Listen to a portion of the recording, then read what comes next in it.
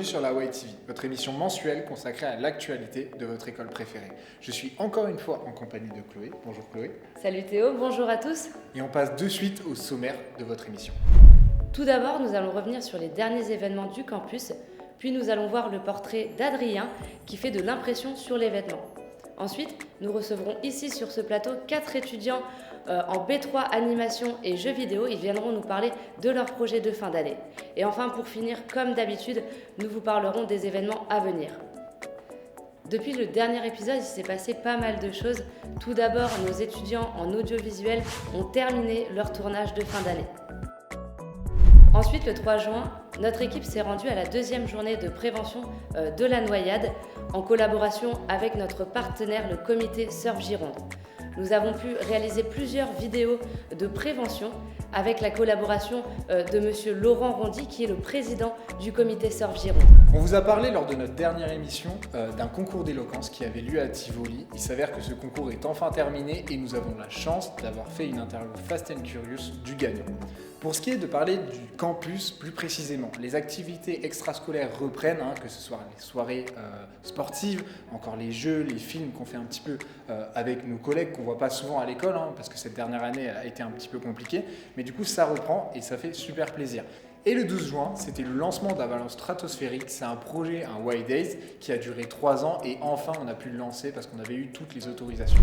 On va maintenant vous laisser avec la vidéo reportage d'Adrien dont on vous a parlé précédemment dans le sommaire.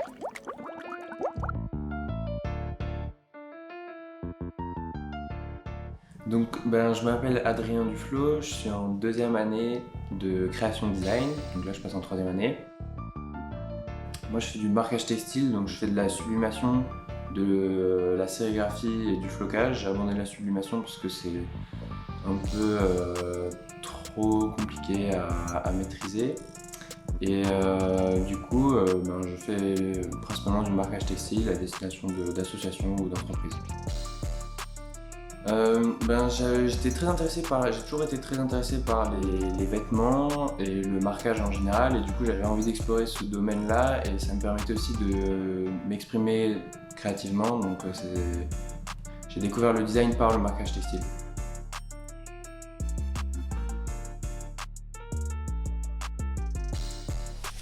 Ok, là en vrai c'est cool déjà.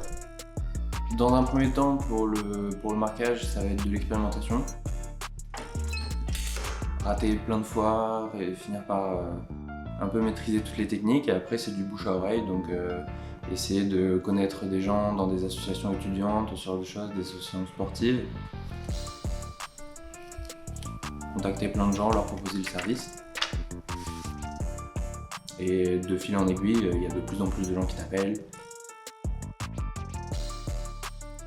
On peut me contacter sur mon site web, donc adrienduflo.com, adrienduflet.com, et ça commence à fonctionner quoi. On passe maintenant à la partie interview. Nicolas, Alexandre, on vous laisse vous présenter. Bonjour, je m'appelle Nicolas Clermégui, je suis étudiant en animation 3D jeux vidéo. Bonjour, je m'appelle Alexandre Mignard et je suis dans la même classe que Nicolas en étudiant en 3D jeux vidéo. Ok, merci. Du coup, vous êtes venu aujourd'hui pour nous parler d'un de vos projets. Est-ce que vous pouvez nous donner déjà quel était le but de ce projet et un peu les différentes étapes par lesquelles vous êtes passé?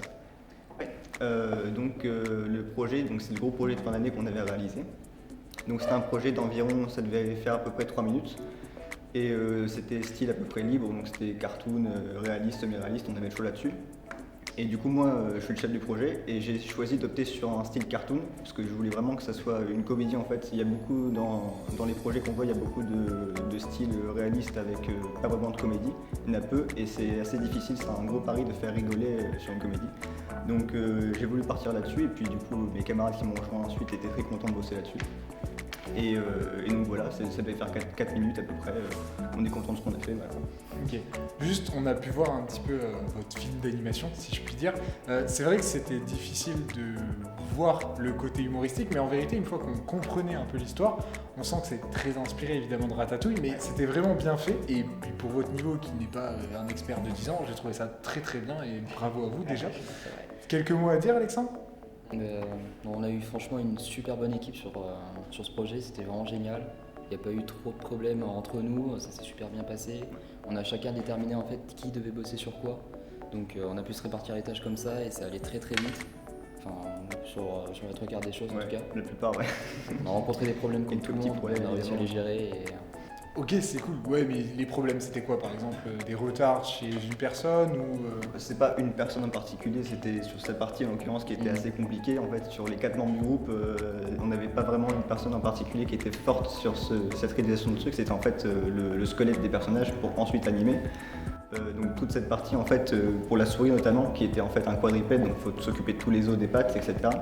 Donc ça n'a pas été facile, il a mis du temps mais il est arrivé et je pense que parmi les 4 membres du groupe, je pense que personne n'aurait réussi à faire quelque chose d'aussi propre, donc bravo. félicitations à vous deux. Hein. Merci. nous 4. Oui, nous 4. Mais sinon, globalement, ça a bien roulé. On s'envoyait les fichiers petit à petit entre nous 4. Donc, bonne coordination, si il n'y a pas de souci. Ok. Ben, merci à vous. Merci. Merci. Merci. On passe maintenant à la deuxième partie de cette interview avec Marie et Enzo. On vous laisse vous présenter. Oui, donc enchanté, voilà, moi c'est Enzo Châtelier et je suis actuellement étudiant à Innov Bordeaux en animation 3D et VFX. Eh bien moi c'est Marie Colette et pareil en animation 3D à Innov Bordeaux. Parfait. Du coup, comme vos collègues vont présenter un petit peu le projet, on va aussi avoir besoin de vos ressentis et on a quelques questions.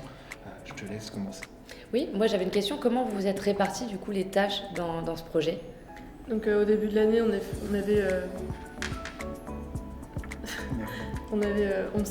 on savait un peu qui savait faire quoi, donc on s'était déjà dit à peu près machin fera ça et ainsi de suite. Et donc ensuite au fil de l'année on a pu comme ça enchaîner et envoyer les tâches au fur et à mesure. Il y a vraiment des parties où on était un peu spécialisés, où on sait, dans le groupe, comme là on est en 3e année, tout le monde va un peu a déjà un métier qui vise dans le domaine de la 3D, donc que ce soit par exemple créer les personnages ou l'animation, et du coup on se répartissait un peu en mode moi j'aime bien faire ça, du coup c'est ma partie, je le ferai, je gère et tout, et du coup on pouvait se compléter comme ça parce qu'on avait tous des compétences un peu différentes et des directions différentes aussi à prendre en termes de professionnalisation. Et donc du coup c'était cool de se compléter comme ça, pouvoir travailler en fonction de tout le monde. Ok, très bien. Et du coup, vous, c'était quoi vos spécialités? Moi c'était la création des personnages et les cheveux qui sont arrivés après. Et moi c'était tout ce qui est animation, donc toute l'animation des personnages et tout ça. J'ai travaillé sur d'autres parties, mais ouais, principalement c'est vraiment l'animation où je voulais vraiment tout donner dedans. Okay. On a un peu parlé de l'organisation tout à l'heure. Moi ce que j'aimerais savoir c'est un petit peu quel est votre ressenti, parce que c'est un gros projet, vous étiez 4, il y avait un chef de projet. Est-ce que c'était pas un petit peu difficile des fois de mener à bien ces parties, d'aider un petit peu le collègue, de voir où tout le monde en était, surtout avec le Covid qu'on a tous connu quoi. Ouais, effectivement, c'était un défi assez compliqué sur tout au long de l'année. Donc ça va qu'on a eu quand même la chance de pouvoir travailler en présentiel à l'école et même d'avoir une bonne cohésion d'équipe. Donc ça a aidé de savoir où on allait, quand même de pouvoir s'organiser. Mais c'est vrai que des fois il y a quand même quelques complications effectivement au niveau de la production, surtout sur 7 mois. Ça arrive des moments où des fois on se retrouve un peu perdu. Et on se retrouve un peu à se dire ah mince, on est un peu en retard là quand même. Mais c'est normal, ça c'est comme dans tous les projets, je pense en tout cas. Et moi je voulais savoir comment s'était passée votre soutenance. Alors comment ça se passe d'ailleurs une soutenance Donc la soutenance, on avait 45 minutes pour présenter le projet, donc sachant que ça comprenait du coup un premier visionnage du film au début, puis un visionnage à la fin. Donc il y avait 5 membres dans le jury, je crois, 5. Ouais, 5. Et donc certains avaient déjà vu le film qu'on avait déposé en avance sur le réseau de l'école. Et d'autres non, donc ils ont pu le découvrir à ce moment-là, et donc on a présenté le projet, tous les aspects techniques, ce genre de choses. C'est ça, va vraiment découper toute la production au fur et à mesure, donc ça c'était pas mal. Et puis en vrai c'est vrai que, comme l'a dit Marie, du coup il y a certains intervenants du coup professionnels n'avaient pas encore vu le court-métrage en avance, du coup ils ont pu le découvrir en direct. Donc c'est vrai que c'était super cool d'avoir les retours en direct des intervenants qui ont globalement beaucoup apprécié, donc ça c'était très cool. Mais du coup d'avoir les retours vraiment en direct qui le découvrent à l'instant, c'est vrai que ça faisait plaisir. Et aussi les soutenances dans la classe du coup se déroulaient devant toute la classe aussi. Donc on était 4 groupes dans la classe et chaque groupe passait devant toute la classe. Effectivement c'était l'occasion de voir un peu les travaux de tout le monde, parce que comme effectivement avec le Covid on se voyait pas tout le temps tous en classe, c'était cool de voir un peu tout ce qu'avaient fait les autres groupes. J'imagine qu'en termes de retour, il n'y a rien de plus satisfaisant que se dire qu'après 7 mois, notre projet il est accepté par des intervenants en plus. Ouais, c'est vraiment des gens qui sont dans le milieu, donc qui connaissent, et de voir que c'est réussi pour eux, c'est la plus belle des récompenses, je pense. Ouais, c'est ça. Nous, c'était très flatteur là, d'avoir des compliments de la part professionnelle. C'est vrai qu'on était contents. Ouais. Ça, c'était cool. Nickel. Mais merci à vous pour cette intervention. Merci à vous. Merci. On espère que ça vous aura plu. Nous, en tout cas, ça fait un plaisir.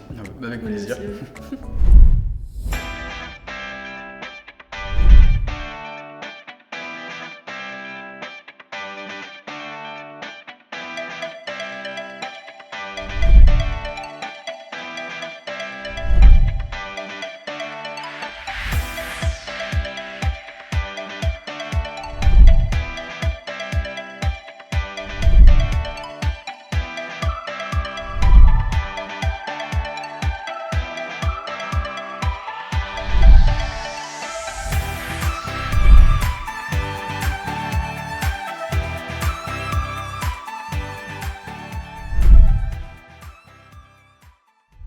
C'est la fin de cette émission, merci à vous de l'avoir suivi, on espère comme d'habitude que ça vous a plu.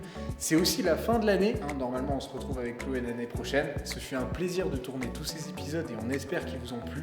Merci à toi Chloé pour ta participation. Merci à toi aussi Théo, merci à toute l'équipe qui sont derrière les caméras. On les remercie pas assez, mais c'est vrai qu'on les voit pas et pourtant ils nous aident beaucoup. Si vous voulez plus de contenu, allez checker la chaîne principale d'Innov, il y aura vraiment du contenu cet été et puis ça peut vous aider à savoir un petit peu vers où vous voulez aller. N'hésitez pas à liker, vous abonner à la chaîne parce qu'on se retrouve évidemment l'année prochaine. On vous souhaite de très bonnes vacances et on se dit à bientôt. Ciao ciao. Au revoir.